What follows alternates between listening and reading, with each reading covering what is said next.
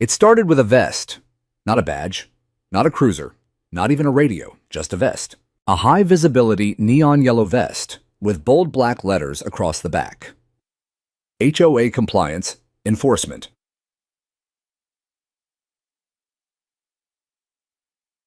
It looked like something you'd see on a highway cleanup crew, not in a peaceful tree-lined neighborhood like ours. I first saw him on a Tuesday morning, standing at the corner of Juniper and Alder, hands on hips, clipboard under one arm.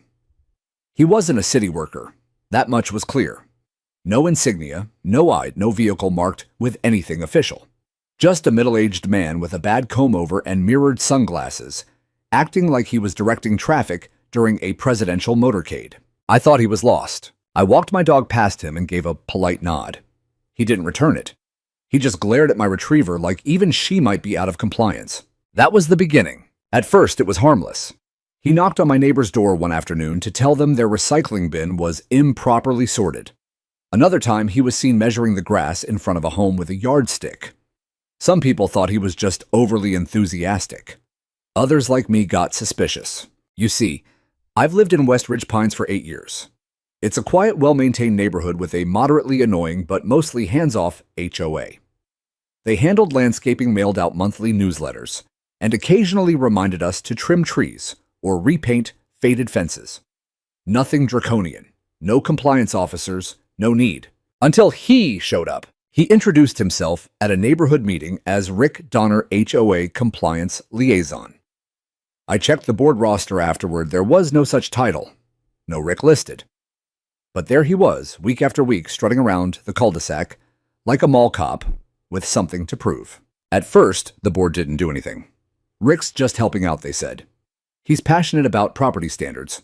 Passionate was one word. Obsessive, invasive, and delusional were better. I tried to stay out of it. I kept my yard clean. My garbage bins stayed off the curb within the required time frame. I didn't cause trouble. But that didn't stop Rick. One morning, I watched him block a USPS mail truck stood right in front of it because he claimed it was leaking oil onto HOA-maintained pavement. The mail carrier had to radio her supervisor just to get clearance to continue her route. Another afternoon, I saw Rick following the UPS guy, snapping photos of every time a package was left too close to the sidewalk. People started whispering, a few laughed, but most stayed quiet. Then he started recording video. We'd see him walking the block phone in hand, muttering into it like he was making police reports. Lot 228. Grass exceeds the allowed 3-inch height. Noted. Lot 213. Garden gnome visible from the street. Category 3 infraction. The worst part, he printed his own violation slips. Little yellow papers that looked eerily similar to parking tickets. He'd roll them up and tuck them into screen doors or tape them to mailboxes. One day, I came home to find one on my own door. Warning: trash bin left visible beyond 12 hours of pickup window. Repeat infractions may incur fines. It was laughable until it wasn't. I emailed the HOA board. No reply. I showed up to a board meeting and brought the slip with me. This isn't from us, they finally admitted, but Rick is acting in the spirit of the rules. The spirit of the rules. That's when I realized something chilling. Rick had no power. But he didn't need power. He had fear. The neighborhood was already programmed to comply. Years of rules and regulations had trained us to yield to say yes, sir, to anyone with a clipboard. And Rick, sensing the vacuum, stepped in and filled it. Fake badge, real influence. Over the next few weeks, I saw him escalate. He began wearing a two-way radio clipped to his belt. It was never turned on, but it looked official. He bought magnetic decals for his white Toyota Corolla that read, Neighborhood Code Patrol. He even started placing orange cones around his car while he was on patrol, and no one stopped him. Well, almost no one. An elderly woman down the block named Mrs. Hawthorne confronted him one day. I caught the tail end of it as I turned the corner. She was shaking her cane at him, voice raised. "You're not the law," she shouted. "You're just a bored man with too much polyester." Rick muttered something and stormed off. But that week, Mrs. Hawthorne got 3 warning slips. One was for excessive ivy. The other 2 were for holiday decor displayed beyond the acceptable window in March. That's when I started documenting. I took photos of Rick's tickets, saved video of his patrols, even captured him telling a pizza delivery guy that his bumper was overhanging the sidewalk, and that this would be reported. I didn't know yet what I'd use it for, but something in me said to be ready. Then came the day that changed everything. It was early July, dry season, hot winds, high fire risk. I was trimming hedges in the front yard when I saw the smoke. Dark, angry plumes rising from the wooded trail on the edge of the subdivision, the kind of smoke no grill could make. Within seconds, my neighbor yelled, "Call 911. I grabbed my phone and dialed. By the time I finished giving the dispatcher details, I could already hear the sirens. But the fire wasn't the only thing coming. Rick was too. And what happened next would expose everything and nearly cost lives. The day after the fire scare, before any ash had settled, and while the smell of burnt pine still hung in the air, Rick Donner left another notice taped to my door. This time it was personal. On second violation, improper placement of garden hose, tripping hazard, adjacent to sidewalk. Correction required within 48 hours to avoid escalation. There was no signature, no HOA letterhead, just his familiar all-caps scrawl and an ink-stamped emblem that looked suspiciously homemade. I peeled the slip off the door and stared at it. My hose hadn't even reached the sidewalk. It was coiled neatly on its mount like it always was. This wasn't about the hose. It was about control. About me recording his fake patrols. About me standing at the board meeting and daring to challenge him in public. Rick had noticed, and now he was responding the only way he knew how, intimidation disguised as policy. I didn't respond, not directly. But I started saving everything. That night, I set up a motion-activated camera above my garage, pointing toward the front walkway. I programmed it to trigger with any movement after 9 p.m., the time Rick typically did his late-night compliance checks. Sure enough, 3 nights later, I caught him. The footage was clear, Rick walking up my driveway in full vest, clipboard in hand, using a small flashlight to inspect my lawn edges and the spacing between my trash bins. He paused at the side of the house, jotted something down, then walked away. I clipped the video, labeled it, and added it to the growing folder on my desktop. Rick Donner Patrols. July 10th, 11:43 p.m. I wasn't the only one being targeted. Jasmine across the street, single mom of 2, worked night shifts at the hospital, got a slip for bicycle left in visible view. Her son had leaned it on the porch railing. Down the block, the Nguyens received a verbal warning for excessively reflective window film. A week later, their mailbox was spray-painted with the word violator.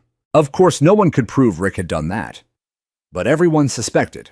People began whispering across driveways. Nods turned into quiet huddles. I started getting messages, neighbors asking if I still had footage, asking what to do, if they wanted to report Rick, but were afraid the board wouldn't care. They won't, I told them. But we document. We stay calm. We don't escalate. I was trying to be smart, rational, collected, but Rick was pushing. One afternoon, I came home to find a new sign staked in the shared greenbelt between my house and the next lot. A laminated placard that read, "This area under HOA surveillance compliance, monitored daily." It wasn't sanctioned by the board. It wasn't part of any program. I knew it. And Rick knew that I knew. Still, he had planted it in the soil like a flag. I pulled it up, snapped a photo, and placed the sign on my porch with a sticky note.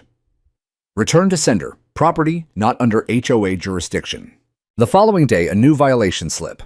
Then tampering with HOA property. Formal citation pending. It had gone too far. I contacted Kelly Raymond, one of the board members, and sent her a neatly compiled PDF with timestamps, videos, images, and Rick's fake notices.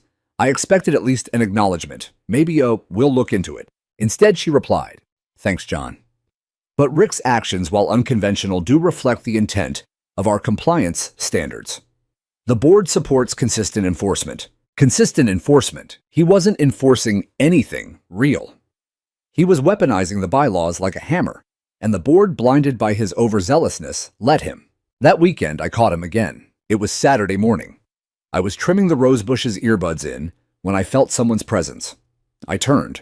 Rick stood on the sidewalk, hands folded behind his back like he was reviewing a battalion.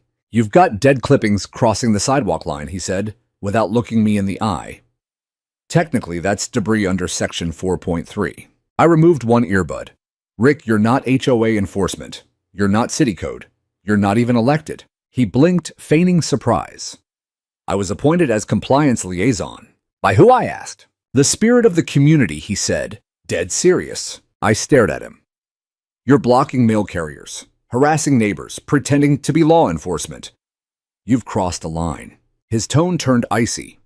If you keep interfering, I'll have to escalate this through proper HOA channels, maybe even law enforcement. He turned and walked off. That's when I made the decision. No more just documenting, no more waiting. If something bigger happened, if someone got hurt or property got damaged because of Rick's unchecked behavior, and I hadn't done everything I could to stop it, I'd never forgive myself. I reached out to a former colleague, Mark, a retired battalion chief from the county fire department.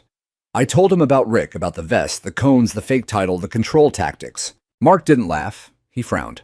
We've had people like that try to block our engines during evacuations, he said. They think they're helping. They're not. Then he added something that stuck with me. If a fire breaks out in that neighborhood, someone like him could cost lives. At the time, it sounded dramatic. But a week later, when smoke curled up from the edge of the trail and Rick stepped into the road with his palm raised, it didn't sound dramatic anymore. It sounded like prophecy. It was a Sunday afternoon in late July, the kind where the air feels like a warm paper bag, dry, fragile, and ready to ignite. The wind had picked up earlier than usual, rushing through the eucalyptus trees on the edge of West Ridge pines, bending their spines just enough to make you uneasy. My gut told me something wasn't right, though I couldn't explain why. I was out back watering the lemon tree when I heard the first pop. It wasn't fireworks. We were weeks past the 4th. And besides, the sound had weight. Sharp, real, a branch cracking under duress. Then another. Then the low, unmistakable hum of distant alarm. Not a siren, not yet, but the roar of panic starting to take shape. When I turned the corner to the front yard, I saw it. Smoke! A rising column from the tree line that bordered the trail just behind the eastern row of houses. The kind of smoke that doesn't twist or dance, it billows. Thick, gray, angry. The wind carried it toward the heart of the neighborhood over fences and rooftops, like a warning flag unfurling above our tidy subdivision. My phone was already in my hand before I even realized it. 911. What's your emergency? There's a fire near West Ridge Trail just behind Alder Court. I can see smoke. It's moving fast. Units are en route, the dispatcher said calmly. Please remain safe and evacuate if instructed. The click of the call ending was like a starter pistol. From house to house, garage doors rumbled open. Neighbors stepped outside, some clutching garden hoses, others simply pointing. Jasmine from across the street ran out with her kids already buckled into her SUV. I waved her toward the main road. Then came the sirens. Fast, close. A CAL FIRE engine and a smaller brush rig rounded the southern bend and approached the secondary access point, an older, lesser-used entrance at the back of the neighborhood. It was unmarked, gated only by a removable chain and a patch of decorative hedges. But more importantly, it was direct, the fastest way to the fire line. That's when it happened. A figure appeared in the street. Vest, clipboard, hand raised like Moses parting the Red Sea. It was Rick Donner. I couldn't believe what I was seeing. He stood in the center of the narrow road, arms spread wide, blocking the fire trucks as they tried to turn into the access path. He was shouting something, gesturing wildly toward the hedges, pointing at the truck tires, waving his clipboard like a royal decree. At first, I thought maybe he was warning them about clearance or loose gravel. But then I heard him. "No authorization to enter from this side," he yelled. "This isn't a designated vehicle route. You're going to damage HOA irrigation lines." The firefighters didn't stop immediately. Their lead engine rumbled forward, sirens dropping to a warbling growl. The driver honked twice quick blasts, and the officer on the passenger side stepped halfway out the door shouting, "Move aside." But Rick didn't budge. "You need to use the main entrance, off Briarwood," he screamed. "This is for maintenance, access only. You're violating subdivision codes." I stood frozen. For a moment, time slowed like a movie, with the soundtrack stripped out. Rick in his vest, his reflective sunglasses flashing in the sun. The fire truck idling lights strobing red against the rising smoke. The fire now climbing fast toward the ridge behind him. And us helpless bystanders, watching what should have been fiction unfold into fact. Then I moved. I ran back inside, grabbed my phone, and started recording. I caught every second Rick blocking the path, firefighters radioing in the delay smoke curling overhead like a vulture ready to pounce. Then came the shout I'll never forget. One of the firefighters, younger, maybe early 30s, leaned out the passenger window, looking at his handheld radio. His face went pale.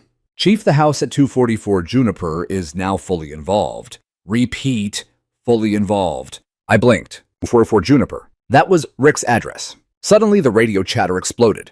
The fire, fanned by wind and dry underbrush, had curved around the ridge and swept into the backyards.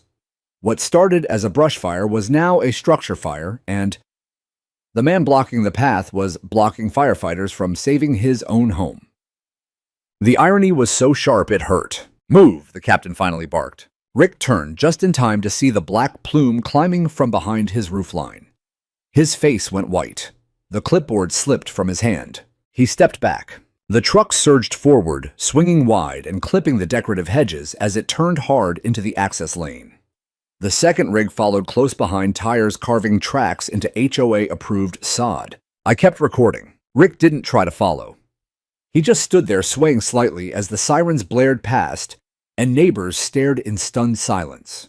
Within minutes, smoke rolled across Juniper Lane like fog on a battlefield. You could hear glass shatter wood groan and the unmistakable hiss of water hoses spraying flame. By the time police arrived, it was chaos. They cordoned off the street, blocked off the footpaths. Neighbors evacuated. A second fire team arrived from the north side, covering adjacent homes. Rick tried to explain himself. "That much I heard. I didn't know. I thought they shouldn't be using that entrance. It's HOA restricted," but no one was listening. His house burned for nearly an hour before the flames were controlled. It wasn't a total loss, but the damage was extensive. Charred walls, a collapsed garage, blackened siding, and shattered windows. The fire had shown no mercy, and the delay had cost precious time. I stood there, still holding my phone, the weight of it sinking into my palm like a confession. The fake cop had finally met real consequences. And this was only the beginning. The next morning, the neighborhood looked like the aftermath of a war no one had prepared for. Smoke still clung to the trees, lazy and gray. The scent of melted plastic and scorched timber lingered in every gust of wind. Rick's house, once the tidy white two-story, with perfect hedges and that smug little gnome by the mailbox, now looked like something out of a cautionary tale, windows blackened, siding bubbled, roof half-tarped by overnight responders. But the worst part wasn't the damage. It was that he still didn't get it. At 9:42 a.m., less than 24 hours after blocking the fire truck that could have saved his own home, Rick was back in his vest. And this time he had a stop sign. I saw it from my driveway. A full red octagonal collapsible stop sign strapped to a metal pole, the kind used by school crossing guards. He planted it right in the middle of Alder Court, at the same entrance he had blocked the day before. I stared. So did my neighbor Dennis, who had stepped out to retrieve his newspaper. We exchanged a glance, but neither of us said anything. Not yet. Rick stood there like a statue, hands folded behind his back, jaw clenched. He wasn't patrolling this time. He was guarding, watching. Like he still thought the flames were coming back and that this time he'd stop them with signage and posture. A few cars slowed as they approached the sign. One woman rolled down her window and asked if there was a detour.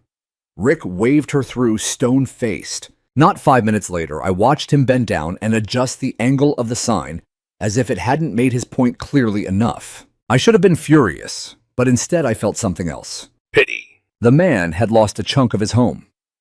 His authority, real or imagined, had burned with it. And yet, instead of reckoning with his actions, he doubled down. Like a gambler who lost everything but still thought the next hand would save him. But the neighborhood had changed, and Rick hadn't. Around noon, I heard knocking. A rapid triple tap at my door. I opened it to find Kelly Raymond, the HOA secretary, holding a manila folder. "I need to talk to you," she said, stepping inside without waiting for an invitation. We sat in the kitchen. She looked exhausted. "We're in crisis mode," she said, pushing the folder toward me. Half the board wants Rick permanently removed from all HOA affairs. The other half says he technically never held a position, so there's nothing to revoke. I opened the folder. Inside were emails, photos, transcripts of complaint calls from neighbors. A copy of my own video was there, the one I had sent to the local news outlet after the fire. It had over 3 million views by now and had been picked up by 2 national morning shows. "He made us a laughingstock," Kelly said, rubbing her eyes. "And the worst part is he's still out there playing HOA cop because nobody ever officially told him he's not." I took a breath. "Then do it," I said. "Make it official. Write the letter. Hand deliver it. And if he doesn't stop, I'll escalate it to the city. There's enough footage to prove impersonation of authority. Kelly nodded slowly. I want to fix this, she said, but I need support. You'll have it, I replied. From everyone who watched their street almost go up in flames because of that man. She left shortly after folder under one arm, determination under the other. The rest of the day passed in uneasy quiet until 6:03 p.m. That's when Rick made his next move. I was in my front yard talking to Dennis when we heard the sirens again. Only this time, it wasn't a fire truck. It was a sheriff's cruiser. It pulled slowly into the neighborhood and parked at the curb near Rick's stop sign. Two deputies got out calm, professional, no weapons drawn. They approached Rick, who stood at attention beside his sign like a military guard awaiting orders. From across the street, I couldn't hear every word, but I saw the body language. Rick gestured broadly. The clipboard came out again. He pointed to a stack of printed pages, likely HOA bylaws, he had highlighted himself.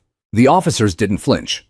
They stood quietly, let him finish. Then one said something short and firm. Rick's shoulders dropped. Slowly, he unstrapped the stop sign, folded it, handed over the printed sheets. The officers nodded, exchanged a few more words, and left without handcuffs. But they left with the sign. And with that, the last illusion of Rick's authority vanished. Later that evening, I saw him sitting on his porch, no vest, no clipboard, just a man in a wrinkled polo shirt, staring at a burned patch of siding. I didn't feel smug. I didn't feel triumphant. I just felt tired. We all were. Tired of fear disguised as order. Tired of power plays wrapped in regulation. Tired of being told we were non-compliant in our own homes. The next morning, Kelly emailed the board. Motion to formally remove Rick Donner from all community-facing activities and to issue a cease and desist regarding his impersonation of compliance authority. Voting opens immediately. By nightfall, the motion had passed unanimously. Rick never attended another HOA meeting, and for the first time in a long time, the neighborhood began to exhale. The morning after the sheriff's cruiser drove away with Rick's folded stop sign, I installed a second camera. The first one was already perched above my garage, angled toward the sidewalk. It had caught nearly every incident of Rick's so-called patrols for the past month. But now I added a second, this one aimed directly at the side path between my home and the HOA-maintained greenbelt. I didn't do it out of paranoia. I did it because I knew the performance wasn't over. Rick might have lost his fake badge. He might have been stripped of his illusions of power. But I knew men like him. They didn't vanish. They simmered. They bided time. And sometimes they came back uglier. That Sunday afternoon, my suspicion was confirmed. It was quiet, almost too quiet for a weekend. No kids playing, no leaf blowers, no couples walking dogs. Just a stillness that made every sound louder, even the rustle of my lemon tree as I watered it. That's when I heard the shuffle of feet, slow, sneaky. I didn't look up immediately. I just tapped the live feed on my phone from the new camera. There he was. Rick! He wasn't wearing the vest anymore, but he wore the same mirrored sunglasses and the same clipboard, now tucked under his arm like a relic. He crept along the sidewalk, occasionally pausing to glance up at windows like he was checking who might be watching. Then he knelt near the irrigation valve between the properties, mine and Dennis's, and started scribbling notes. I started recording. I walked outside slowly, phone in hand. "Morning, Rick," I said, as calm as I could muster. He jolted upright like a kid caught with a hand in the cookie jar. "I'm just checking on drainage slope variances," he mumbled, refusing to meet my eyes. "Under whose authority?" He bristled. "I still have a say." "No, Rick, you don't. I live here. So do I. So do 100 other people. And you almost got someone killed last week." That struck a nerve. He straightened his spine like he might puff out his chest again. But nothing came. The air was gone from the balloon. He just nodded once and walked off, not a word more. I uploaded the video to the cloud, timestamped it, and added it to my growing library. Rick Donner, post-fire, encounters. July 27th, 2:03 p.m. I wasn't just collecting these for my own records anymore. Others had started asking for copies. Jasmine, the Nguyen's, even Mr. Morgan, the quiet man, at the end of the street who never got involved in anything, but asked me with hushed urgency. "Do you have footage of him?" On June 12th, he tried to open my side gate. I did. I gave it to him. Word spread. And with every new neighbor who came forward, some angry, some nervous, all fed up, a new sense of unity began to form. One not built by the HOA, but built in spite of it. We began meeting on Wednesdays.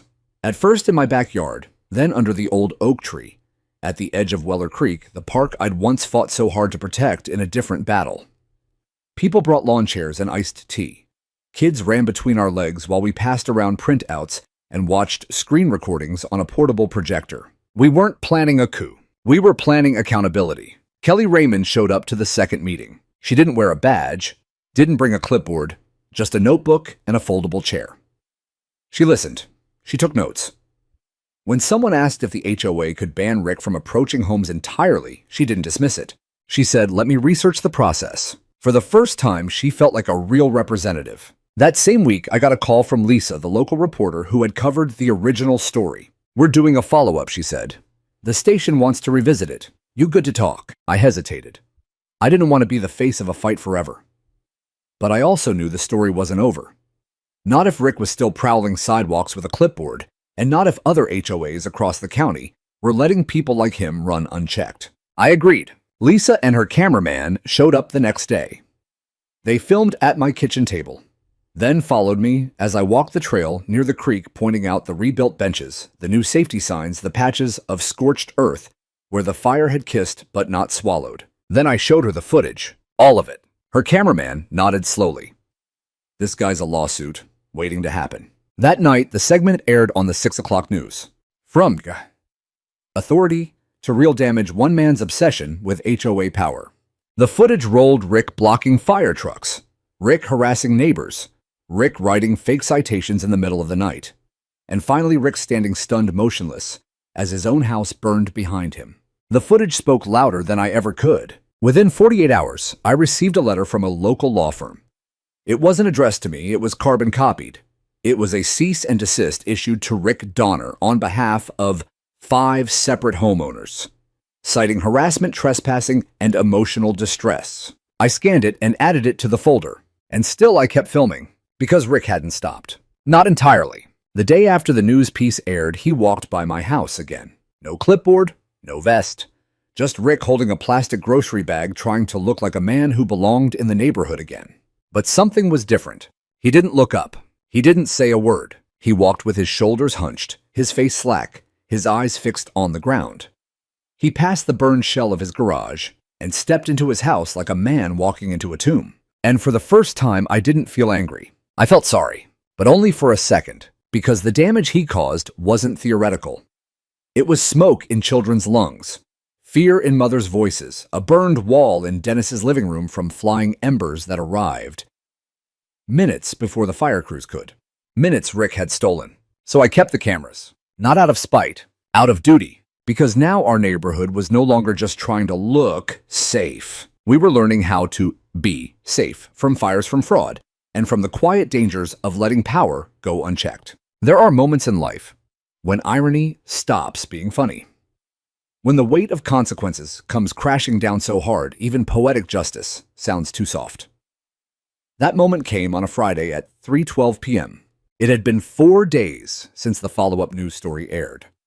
4 days since Rick's name and face had been broadcast across the city as the man who blocked emergency services to uphold imaginary HOA regulations, while his own house smoldered behind him.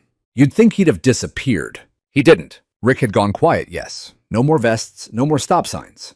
But he still paced. I'd seen him 2 nights in a row walking the perimeter of his property with a flashlight, pausing near the burned edges of his garage, checking his mail with robotic precision. Something in him had cracked, and whatever it was, it hadn't healed. That afternoon, I was at Dennis's house helping him rehang smoke detectors in the hallway, a task long overdue that the recent fire had forced up the priority list when we heard the first siren. Short, mournful, close. We stepped onto the porch, squinting toward the cul-de-sac, and then we saw it. Smoke. Again. Not from the trail, not from some distant ridge. This time it was coming from the middle of the street, thick black pouring from beneath the eaves of Rick's home like it had been waiting to escape. My heart dropped. Not because I cared about Rick's property, that sympathy had burned away days ago, but because I knew. If that fire had started naturally, it wouldn't have been subtle. The house had already suffered damage. What remained was fragile walls, gutted insulation exposed, scorched debris piled in the back. All it would take was one forgotten wire, one ill-advised fan, one bad extension cord plugged into the wrong socket. Within minutes, neighbors spilled into the street. Someone screamed, "He's inside," and suddenly the world turned upside down. The first fire engine arrived faster than I expected, engine 41, the same crew that Rick had blocked the week before. This time, they didn't hesitate. No stop signs, no fake officials. They parked diagonally across the cul-de-sac, hopped down with hoses already rolling, and charged. I stood frozen watching. Two firefighters burst into the front door, axes ready, masks down. The rest connected the line to the hydrant at the curb. One of them yelled, "We got live flames in the front room." Just then, the door flew open again. Out came the crew carrying Rick. He was limp, coughing, suit pants, stained with soot, clutching something tight to his chest, a manila folder. They laid him gently on the grass, hit him with oxygen, and radioed for EMS. I walked closer, carefully. As the paramedics loaded Rick into the ambulance, the folder slipped from his grip and fell open. Inside were dozens of papers, maps of the neighborhood, printouts of HOA bylaws, a list titled Observed Violations, Lot 201 to Lot 246. And then, taped to the inside of the folder cover was a photo Rick in his vest, posing in front of the burned bridge from months ago, smiling like a mall cop who thought he'd saved the day. I looked up at the firefighter standing nearby. "Do we know what caused it?" "Electrical," he said. "Garage circuit overloaded. Extension cord running 3 tools at once. Could have been burning slow for hours." "Was anyone else in the house?" "No, just him." Rick survived. He had minor burns and smoke inhalation, but nothing life-threatening. The same could not be said for his house. When the flames were finally contained, nearly 80% of the first floor was lost. The garage was gone. The kitchen gutted. The roof sagged like a sunken ship. The walls had buckled from heat, and the smell of burnt drywall lingered like a scar in the air. And for the second time in 2 weeks, his own house was on fire. But this time, he hadn't blocked the responders. This time, he had no one left to blame. The fire inspector came 2 days later. We saw him taking photos, interviewing neighbors, writing on a yellow legal pad. I offered him the footage from my security cam, Rick pacing, unplugging things, running cords from the back shed into the garage. He nodded, took my number. Then he said something I didn't expect. "We've been seeing more of these. People trying to do too much with damaged circuits, thinking they can control the fallout from a fire. You'd be surprised how many repeat incidents we get." "Was it negligence?" He shrugged. "Hard to say. But it wasn't sabotage, it was ego. That stuck with me. It wasn't criminal, wasn't malicious. It was just a man burned by his own illusion of control, refusing to admit he'd lost it." That weekend, the HOA held a town meeting, emergency status. Kelly Raymond opened the session by reading a statement from the fire department about safe rebuilding practices. Then she opened the floor. The first question, is Rick Donner allowed to return to the HOA board? Kelly didn't blink. No. He's been removed from all committees indefinitely, and a formal behavioral injunction has been filed with the county. Applause. Then a voice in the back asked, "What about the rest of the bylaws?" That's when I stood up. I had the binder in my hand. The same one I'd carried to every HOA meeting for 2 years. The one that started with defending my land and had grown into a record of one man's descent into delusion. I think I said it's time we rewrite them, together. No one argued, because Rick's house wasn't the only thing that had burned. It was the old system, the shadowy rules, the fake authority, the fear that one man with a clipboard could bully an entire neighborhood. That fear was gone now, and in its place something new began to grow. For a man who spent years convincing others he had power, Rick Donner was suddenly very small. After the second fire, the mood in the neighborhood shifted from frustration to finality. People no longer debated whether Rick meant well, whether his intentions were in the spirit of the rules, or whether the HOA had just let things go too far. They knew. Everyone knew. He had crossed every line. And now he was standing in the ashes of his own authority and his own roofline. I hadn't seen him for 3 days. Word was he was staying in a motel on the highway while the insurance adjusters did their work. His house, meanwhile, was cordoned off with yellow tape and a laminated sign that read, "Structure unsafe, do not enter." A few neighbors told me he'd tried to access the site without clearance and was escorted off by a county inspector. Too little, too late. That phrase echoed across every porch, every backyard, gathering every neighborhood text thread. It wasn't just about Rick anymore. It was about all the ways we had let it happen. All the times we'd ignored the fake violations. All the times we laughed at the clipboard but didn't challenge it. We were complicit not in what Rick did, but in not stopping it sooner. Still, there's something strange about watching someone's life crumble in front of you. Even if they caused it, even if they deserved it, there's a heaviness to it. A few days later, I received a letter in the mail. Not from the HOA, from Rick himself. The envelope was plain. No return address. Inside a single sheet of lined paper with narrow handwriting, it read, John. I know I've made mistakes. I tried to bring order to something I thought was falling apart. I thought the rules mattered more than the people. I thought if I just enforced them hard enough, things would stay safe. I was wrong. I watched my house burn and thought it was punishment. Then I realized it wasn't fire that took it. It was me.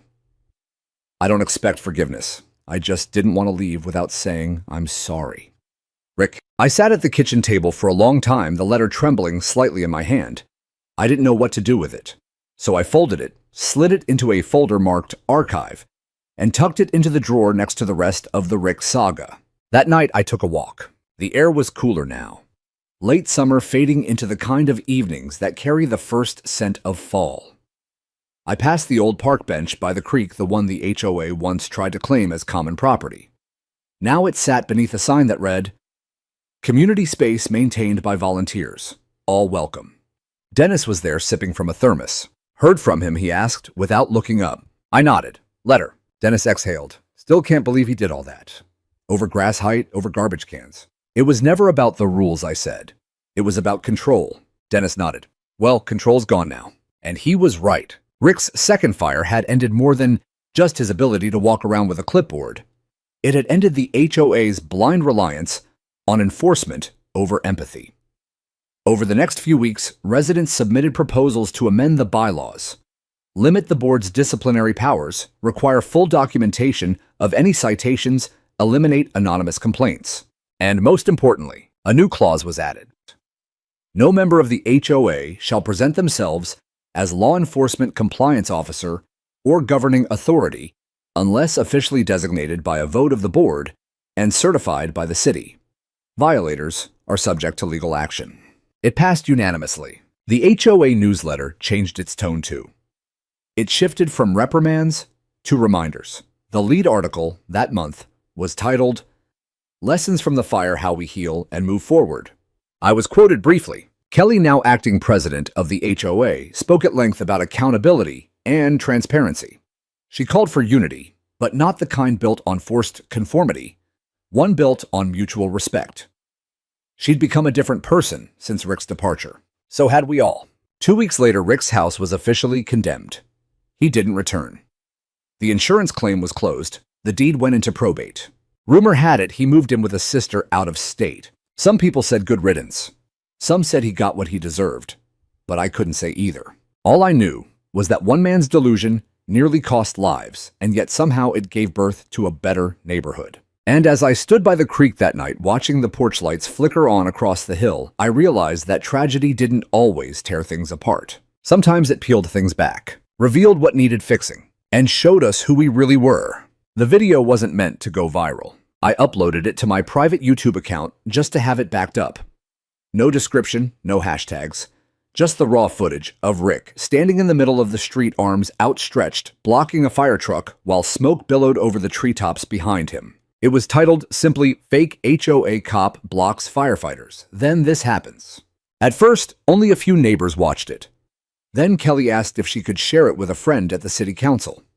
Then Lisa, the local reporter, dropped the link in her follow-up article. Within 24 hours, it had 14,000 views. By the weekend, 1.2 million. And then it exploded. News aggregators picked it up. Reaction channels started dissecting it.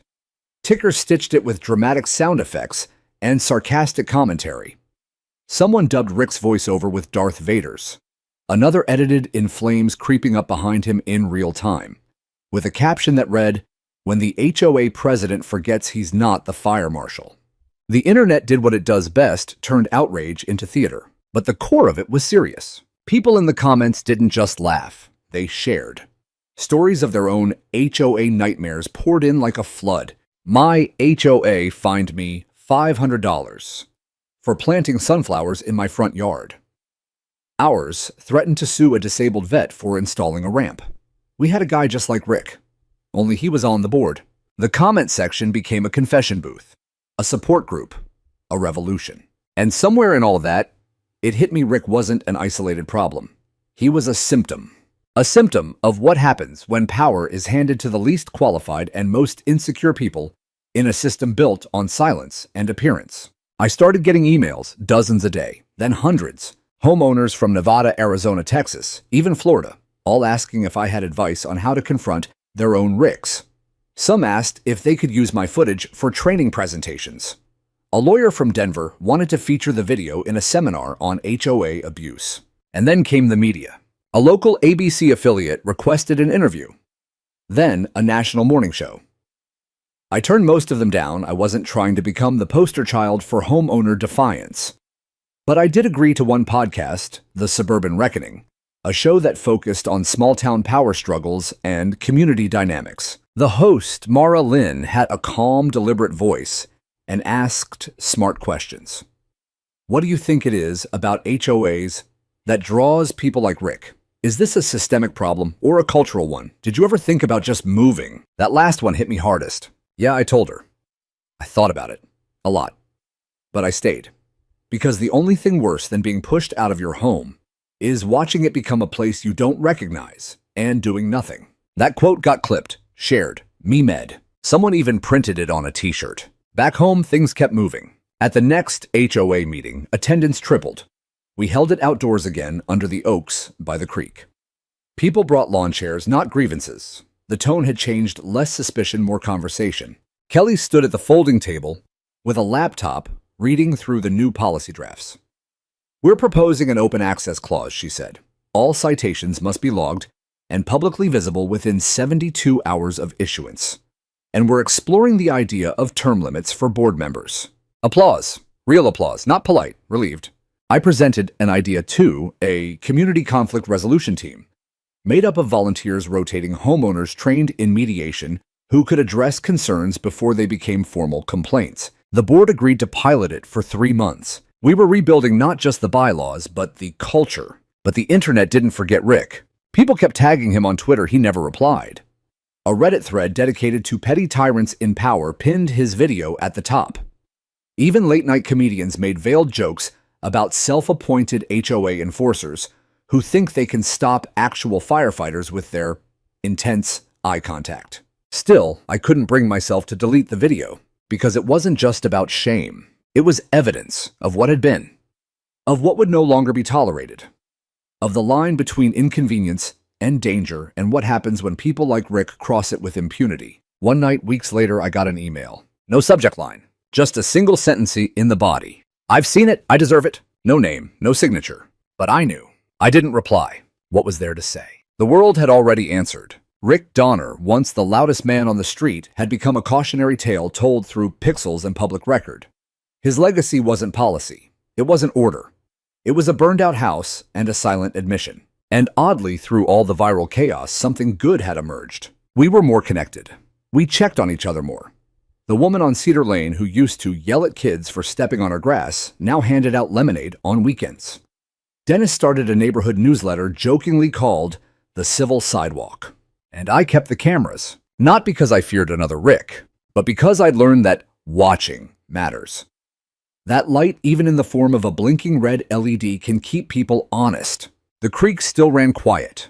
The wind still rustled the eucalyptus at dusk. But now there was no man with a vest standing in the middle of the street pretending to be what he wasn't. There was just us, finally seeing each other clearly. The letter from the county district attorney arrived on a Tuesday morning.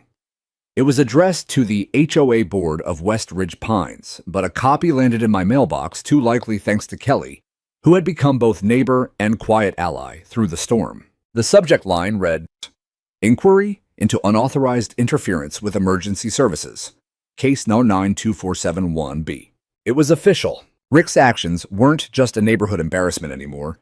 They were a matter of public law. The document outlined preliminary findings that Rick Donner, acting without legal authority, had obstructed emergency services in violation of county code and potentially state law.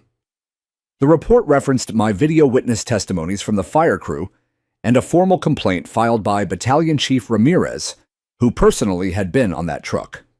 Rick stopped. The most chilling part, had the fire spread just 10 feet further before the delay ended, 2 elderly residents might not have made it out of their home. The words reckless endangerment were underlined. I sat down at my kitchen table and read the letter again, then again. My hands felt cold. The viral attention, the memes, the late-night jokes, they had made it easy to forget the gravity of what had almost happened. Rick could have cost lives. And now the law was finally catching up. That same afternoon, I received another email from Lisa, the local journalist. Just confirmed the DA is preparing charges. Interview. I declined. I had no desire to be the face of HOA accountability anymore. But I gave her a quote for the article. This was never about personal vengeance. It's about ensuring no one ever puts their pride above someone else's safety again. The story hit the front page the next morning. Headline: Fake HOA officer faces charges after fire block incident. The neighborhood's group chat blew up again, but this time the tone was different. There was relief, sure, but also reflection. People began posting stories from months, even years back. One man, Ben, admitted that Rick had tried to fine him for improperly angled holiday lights. Another, Sophia, said she'd once been warned her garden gnomes were culturally insensitive and not in line with neighborhood uniformity. But now that Rick was gone and the truth exposed, something else was unraveling.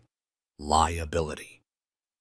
Homeowners wanted to know if Rick wasn't officially sanctioned, who had authorized his behavior. Did the board know? Did they ever stop him? That's when the second firestorm started, inside the HOA. The board held an emergency town hall. Kelly led the meeting under tense skies, seated beside a lawyer from the HOA's risk management team. The crowd filled the school auditorium, buzzing with unresolved frustration. She started with a prepared statement. We, the HOA Board of West Ridge Pines, acknowledge past failures and oversight. While Mr. Donner was not officially employed by or authorized to act on behalf of this board, we failed to communicate clear limits to volunteer roles and did not intervene when actions exceeded appropriate boundaries. Then came the Q&A. The questions were sharp. Did you know he had a stop sign? Why was he allowed to issue written citations? Where were you when he blocked the fire truck? Kelly didn't dodge. She admitted the truth. They had seen Rick's behavior escalating, but chalked it up to passion.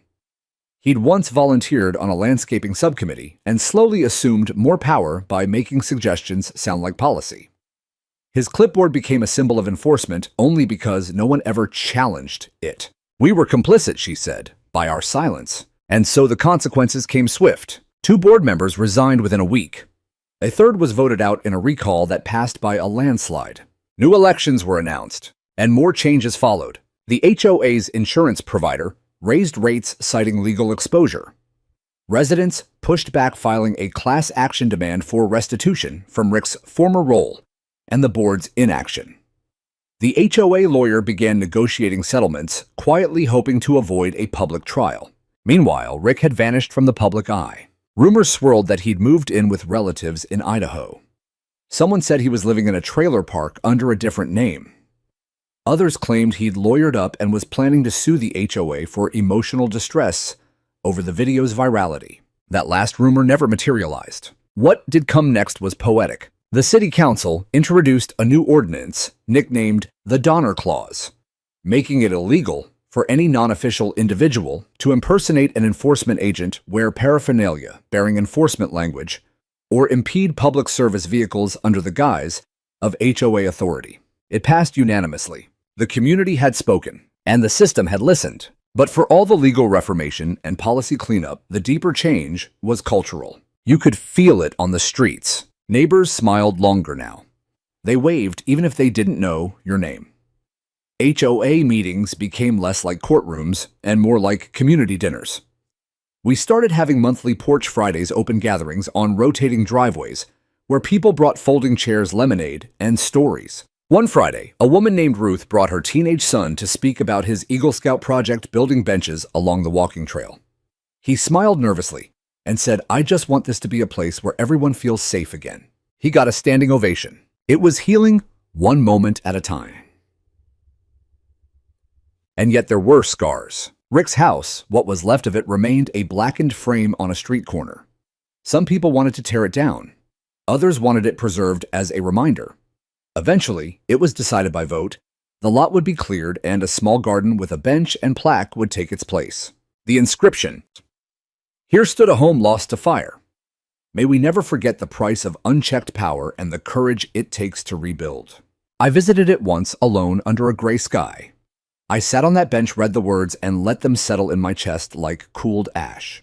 This wasn't just about Rick. It was about all the little tyrannies we let live in the corners of our lives until one day they catch flame. Spring came earlier than expected that year. The wildflowers along the creek bloomed in full color by March, and the air carried that soft scent of fresh soil and budding grass.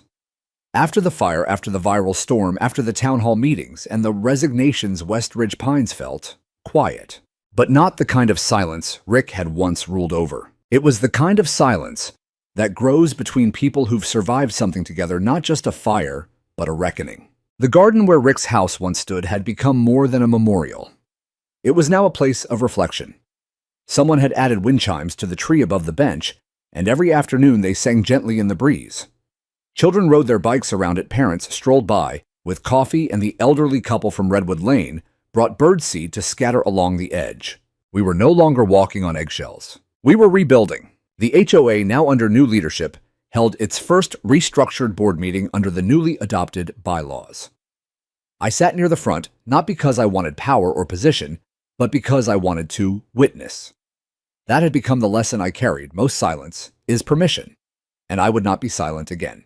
Kelly, now elected as president, opened the meeting with something no one expected: an apology. "I was part of the problem," she said, voice steady, "and I'm committed to being part of the repair." The room stayed quiet, not in judgment, but in respect. Then came the new policies: term limits for all board members, public access to HOA finances, mandatory third-party mediation before any fines, a hotline for anonymous complaints monitored by an independent community ombudsman, and perhaps most symbolically, the creation of the Fire Response Protocol, a detailed, board-approved document ensuring emergency services would never be hindered again.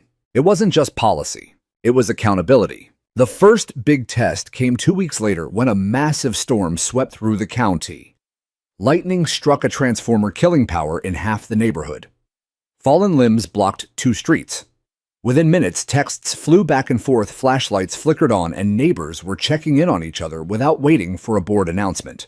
A generator was wheeled to the house of a woman on oxygen. Teenagers helped clear branches.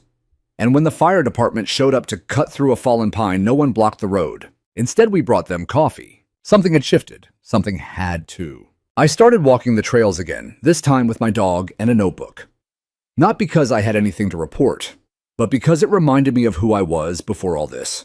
Before I had to become the reluctant face of HOA reform. I passed Ruth one morning, the mother of the Eagle Scout. She was tending the new flower beds by the community sign. She looked up and smiled. "You really changed things, you know." I shook my head. "No, we did." She nodded. "Rick used fear. You used truth." I wasn't a hero. Just a man who refused to back down from a lie wrapped in a vest. In the weeks that followed, the video kept circulating, though its momentum slowed. Still, every few days, someone new would comment. Sometimes just a single line. "This happened in our neighborhood too. Thank you for standing up." Now I know I'm not alone. That last one always got me, because that was what Rick had stolen more than anything else: the sense that we belonged to one another, that we could speak, that we could be seen. But now the balance had tipped, and I found myself doing something unexpected: hosting the HOA's new podcast. Kelly's idea. Once a month, we recorded conversations with residents. Topics ranged from gardening tips to conflict resolution. But every episode started with the same tagline: Evergreen Voices, where neighbors listen, learn, and lead. It felt small, but it was huge. People started speaking up. People who had never been to meetings now came with ideas, not complaints, solutions.